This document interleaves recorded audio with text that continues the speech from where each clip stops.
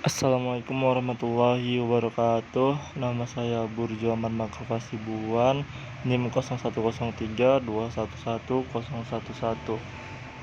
Dosen pengampu Bu Andini Nurbahri MKomI. Saya mengerjakan UTS ini pelajaran ilmu komunikasi. Saya dari Pengembangan Masyarakat Islam, Fakultas Dakwah dan Komunikasi, Universitas Islam Negeri Sumatera Utara 2023.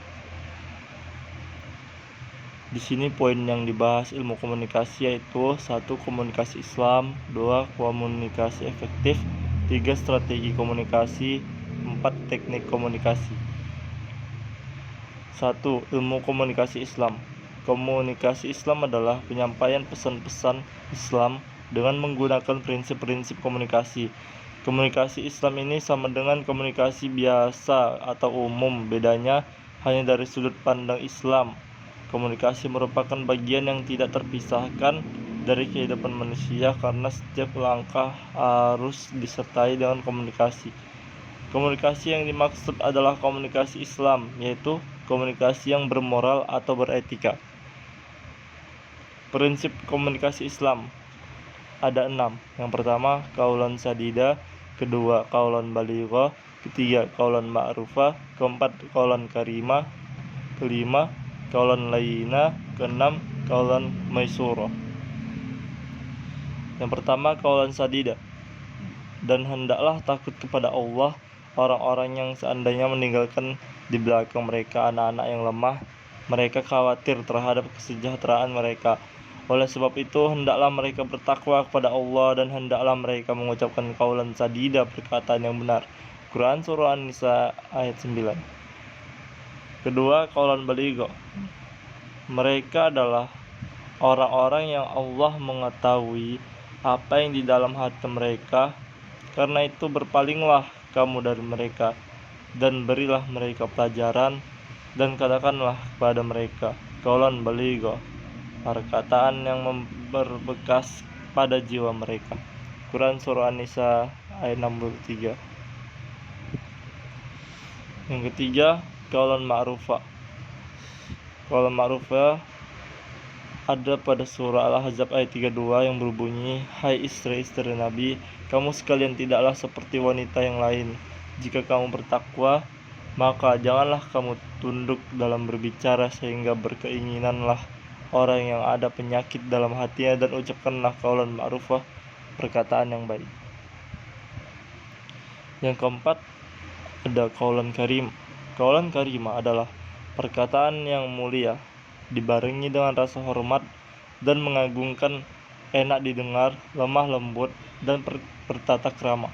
Qaulan karimah harus digunakan khususnya saat berkomunikasi dengan orang-orang tua atau orang yang harus kita hormati. Qaulan karimah adalah kata-kata yang terhormat, sopan, lemah lembut di hadapan mereka. Ibnu Katsir. Yang kelima, qaulan layyina. Qaulan layyina adalah pembicaraan yang lemah lembut dengan suara enak didengar dan penuh keramahan sehingga dapat menyentuh hati. Dalam tafsir Ibnu Katsir disebutkan yang dimaksud layyina adalah kata-kata sindiran, bukan dengan kata-kata terus terang atau lugas apalagi kasar. Yang keenam, qaulan maisura. Dan jika kamu berpaling dari mereka untuk memperoleh rahmat dari Tuhannya yang kamu harapkan, maka katakanlah kepada mereka qaulan maisura, ucapan yang mudah. Quran Surah Al-Isra ayat 28. Qaulan maisura bermakna ucapan yang mudah, yakni mudah dicerna, mudah dimengerti, dan dipahami oleh komunikan. Yang kedua, komunikasi efektif.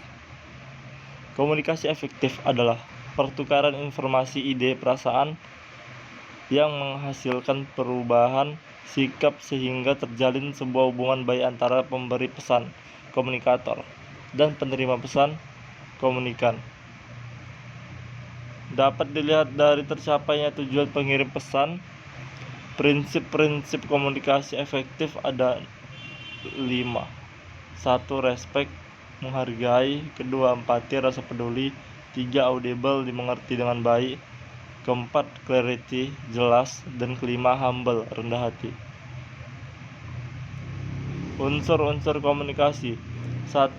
Sumber dapat berupa lembaga, orang, buku, dan lainnya. 2. Pesan sesuatu yang dikirimkan ke komunikator.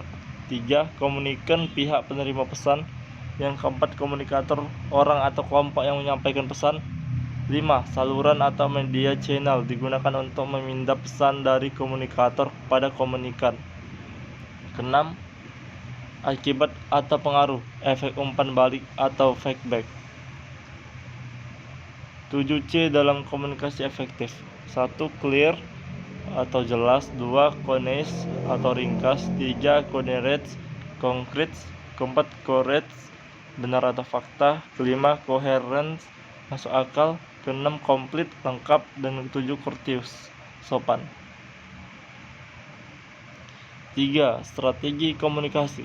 Menurut Onong Utsjana Effendi, strategi komunikasi merupakan perencanaan komunikasi, communication planning, dan manajemen. Communication management untuk mencapai tujuan. Sedangkan menurut Anwar Arifin, sesungguhnya suatu strategi adalah keputusan kondisional tentang tindakan yang akan dijalankan guna mencapai tujuan. Faktor-faktor strategi komunikasi. 1. Mengenali sasaran komunikasi. 2. Faktor situasi dan komunikasi. 3. Pemilihan media komunikasi. 4. Pengkajian tujuan pesan komunikasi. 5. Peranan komunikator dalam komunikasi. 6. Daya tarik sumber dan kredibilitas sumber. 4. Teknik komunikasi. 1. Perlu adanya ide yang jelas sebelum komunikasi. 2. Periksa tujuan komunikasi. 3. Periksa lingkungan fisik dan manusia sebelum berkomunikasi. 4. Dalam komunikasi, pertimbangkan isi dan nada suara. 5. Dalam merencanakan komunikasi, berkonsultasilah kepada pihak lain agar mendapat dukungan. 6. Komunikasikanlah hal-hal yang berharga saja. 7. Komunikasi efektif perlu tindak lanjut. Proses komunikasi. 1. Pengirim pesan dan isi pesan. 2. Simbol atau isyarat. 3. Media atau penghubung. 4. Artikan kode. 5. Penerima pesan. 6. Balikan feedback. Dan 7. Gangguan. Baiklah, terima kasih. Apabila ada kesalahan kata, saya mohon maaf. Wabillahi taufiq walhidayah. Wassalamualaikum warahmatullahi wabarakatuh.